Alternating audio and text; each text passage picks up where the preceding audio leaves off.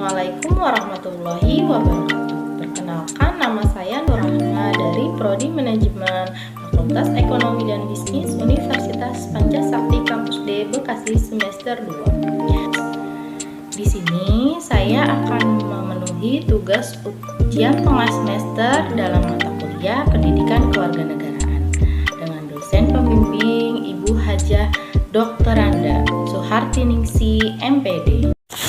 Pengantar Pendidikan Kewarganegaraan.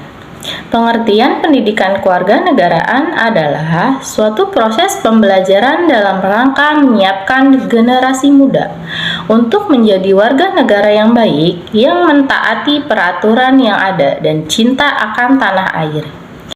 Tujuan pendidikan kewarganegaraan adalah menciptakan warga negara yang memiliki wawasan kenegaraan, menanamkan rasa cinta tanah air dan kebanggaan sebagai warga negara Indonesia dalam diri para generasi muda penerus bangsa. Pancasila sebagai filsafat dasar negara dan ideologi nasional. Pancasila sebagai dasar filsafat negara merupakan nilai-nilai filosofis yang terkandung dalam sila-sila Pancasila, mendasari seluruh peraturan hukum yang berlaku di Indonesia. Artinya, nilai ketuhanan, kemanusiaan, persatuan, kerakyatan, dan keadilan harus mendasari seluruh peraturan perundang-undangan yang berlaku. Pancasila sebagai ideologi negara berarti Pancasila dijadikan ideologi sebagai pedoman oleh masyarakat Indonesia dalam menjalankan kehidupannya. Nilai-nilai yang terkandung dalam kelima asas Pancasila menjadi landasan masyarakat dalam bersosialisasi, kehidupan beragama, hak asasi manusia, dan bekerja sama. Fungsi Pancasila sebagai falsafat dan ideologi negara merupakan tujuan bersama bangsa Indonesia yang diimplementasikan dalam pembangunan nasional, yaitu mewujudkan masyarakat adil makmur baik secara material maupun spiritual. Identitas nasional. Identitas nasional adalah suatu ciri yang dimiliki suatu bangsa secara fisiologi yang membedakan bangsa tersebut dengan bangsa yang lain. Unsur identitas nasional yang pertama, bendera negara, yaitu merah putih. Yang kedua, bahasa negara, yaitu bahasa Indonesia.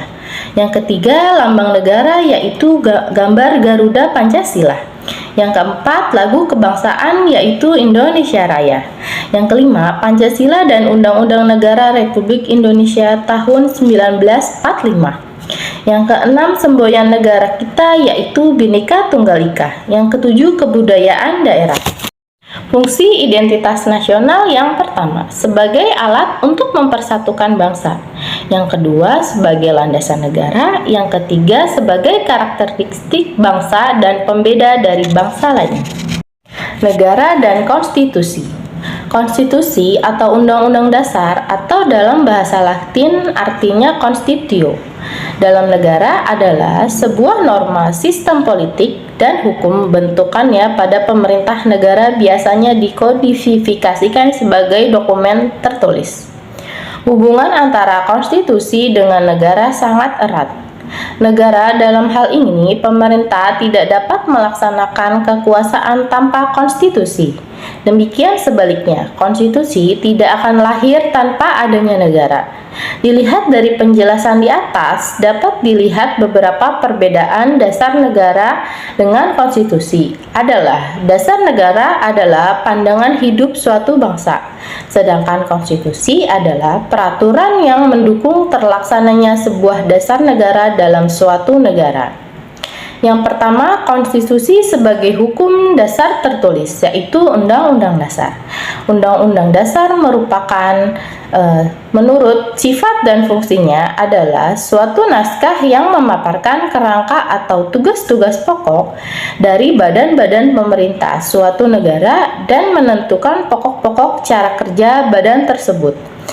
Atau dengan kata lain, sebagai pengatur mekanisme dan dasar dan sistem pemerintahan.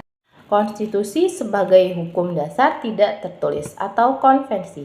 Konvensi adalah dasar hukum yang tak tertulis, yaitu aturan-aturan dasar yang timbul dan terpelihara dalam praktek penyelenggaraan negara. Moral, nilai, dan norma. Nilai adalah sikap manusia dalam menilai segala sesuatu yang ada di sekitarnya.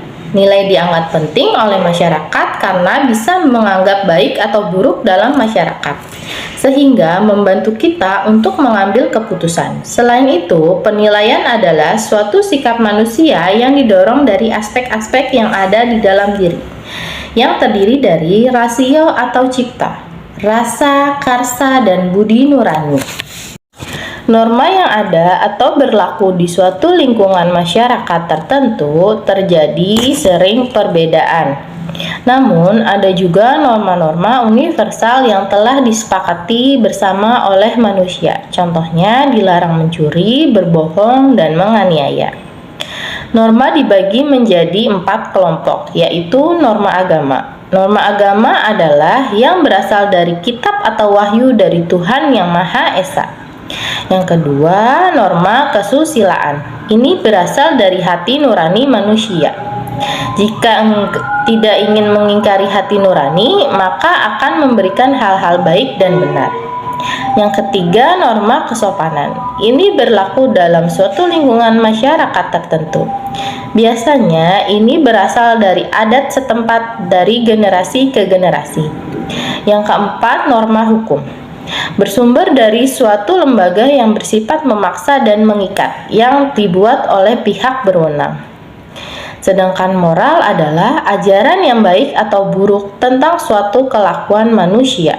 Pada dasarnya, moral membicarakan tentang tingkah laku atau akhlak manusia yang baik dan tidak baik. HAM, hak dan kewajiban. Hak asasi manusia adalah hak dasar yang melekat pada manusia sebagai hadiah dari Tuhan Yang Maha Esa. Sedangkan hak dan kewajiban warga negara adalah memberikan dari negara. Kedua konsep tersebut termaksud dalam amandemen kedua Undang-Undang 1945 dan bahkan tidak dapat dipisahkan satu sama lain karena keduanya memiliki hubungan yang erat. Berikut adalah contoh ilustrasi gambar tentang hak kita sebagai warga negara Indonesia. Dan selanjutnya adalah gambar ilustrasi tentang kewajiban kita sebagai warga negara Indonesia. Yang pertama adalah membayar pajak. Yang kedua, kita wajib bela negara. Terima kasih sudah menonton. Semoga video yang saya sampaikan bisa bermanfaat untuk kita semua. Wassalamualaikum warahmatullahi wabarakatuh.